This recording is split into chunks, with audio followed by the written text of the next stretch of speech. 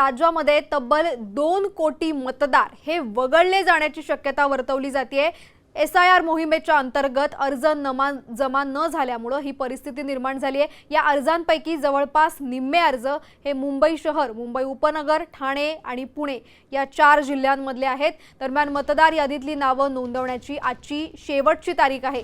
प्रारूप मतदार यादी जाहीर झाल्यानंतर त्याच्यात नाव नसलेल्या पात्र मतदारांना निर्धारित कालावधीमध्ये नाव समाविष्ट करण्यासाठी किंवा माहिती दुरुस्त करण्यासाठी दावा करता येणार आहे। निवडणूक यंत्रणा या दावे आणि हरकतींची तपासणी करून अंतिम मतदार यादी जाहीर करणार आहे।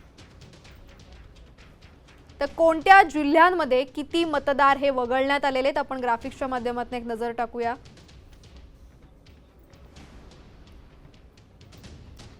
तर ठाणे जिल्ह्यामध्ये 29 लाख मतदारांचे फॉर्म जमा झालेले नाहीये। तर पुण्यामध्ये ही संख्या 29 लाख आहे। मुंबई उपनगरांमध्ये 27 लाख, तर मुंबई शहरामध्ये 10 लाख फॉर्म जमा नाहीयेत अजून सुद्धा। नागपूरमध्ये 14 लाख, तर पालघरमध्ये 7 लाख, रायगडमध्ये 6 लाख।